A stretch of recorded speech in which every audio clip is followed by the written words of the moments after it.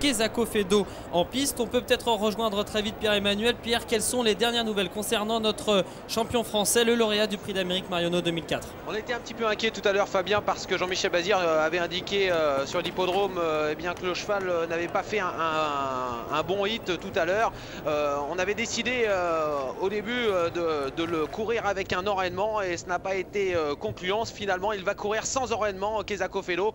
Et au dire de Jean-Michel qu'on a rencontré il y a quelques minutes, le cheval devrait normalement tout à fait bien courir ici pour cette batterie et on devrait le retrouver dans la finale. En tout cas, on l'espère. Il faudra battre ce concurrent qui est Scarlet Knight. Oh là, oui. Vous êtes déjà lancé, parti au galop, mon garçon. Ah ben là, je suis à fond, Fabien, le match réel aujourd'hui de cette course, il faut le savoir. Le réel match, c'est un match entre Kezako.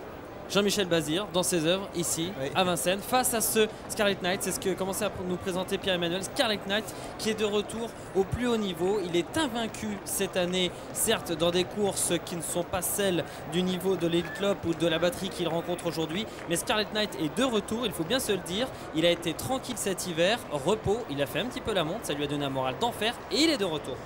Scarlet Knight, il portera le numéro 1 et il faudra le suivre de très près. On le retrouve ici lors de sa dernière course, c'était à Solvala justement, et il allait s'imposer sur le pied de 1:11.8. Gros plan sur ce représentant de Stéphane Melander qui est de retour, comme je vous le disais à l'instant. Alors on a l'impression quand même que tout le monde a mis un peu à côté parce que pour l'instant le favori c'est HP Pack.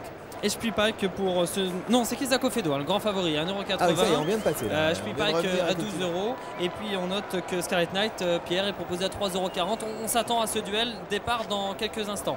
Exactement, départ dans une minute pratiquement, départ de cette deuxième demi-finale. Sachez qu'il y a de très bons bruits qui circulent au sujet du numéro 4, Freke Frédéric. Le cheval est en pleine forme.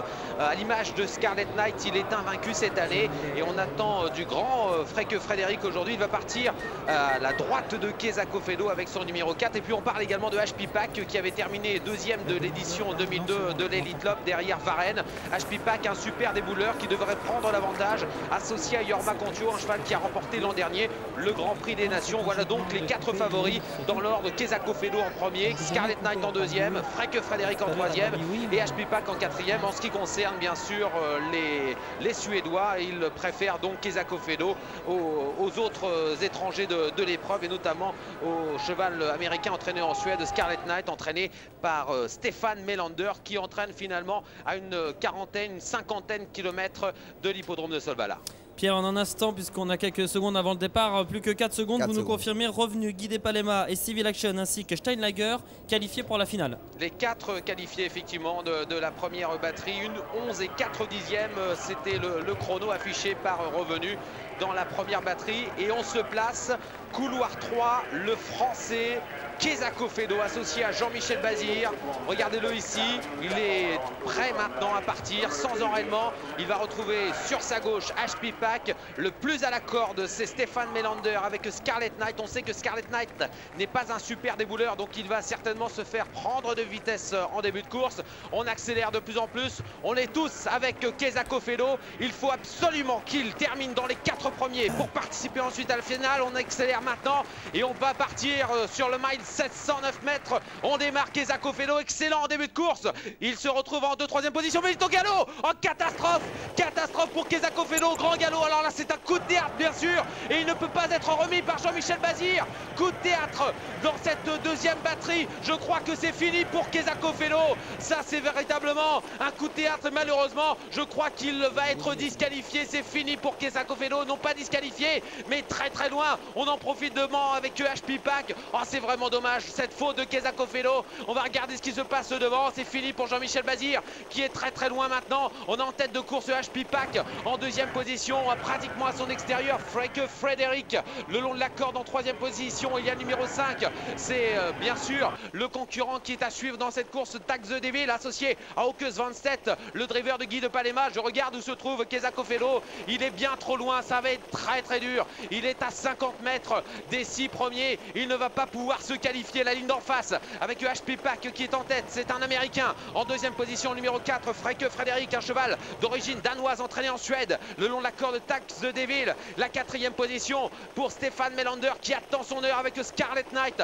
Ensuite, un peu plus loin, on note la présence d'Hilda Zonet qui avait remporté le prix de France l'an dernier. On est dans le dernier tournant avec Jorma Kontio qui contrôle avec HP Pack à son extérieur. Freke Frédéric à l'extérieur. Scarlet Knight qui accélère maintenant, qui est lancé par Stéphane Melander à gauche de l'image ici.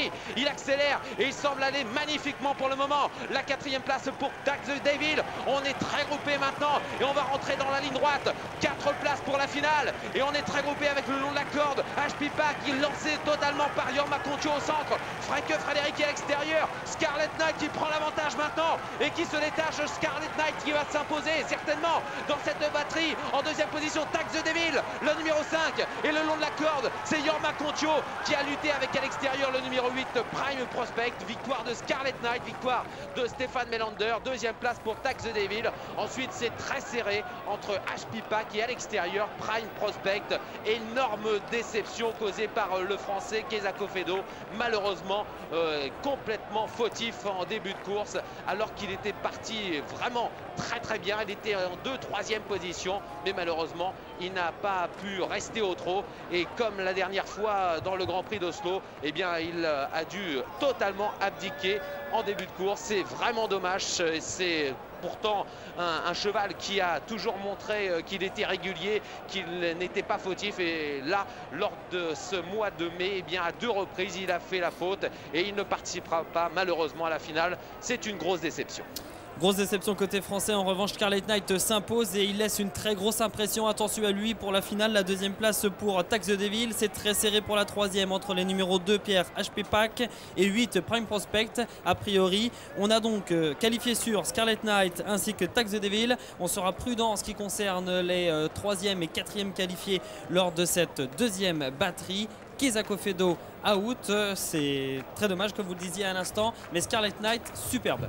Voilà, ouais, superbe Scarlet Knight, tout à l'heure superbe revenu avec Guy de Palema. Ce seront les 3 favoris de la finale et je peux vous dire que bien on est vraiment déçus. Keza Kofedo malheureusement out en début de course. Cette faute terrible qui a malheureusement compromis toutes ses chances ensuite. On se retrouve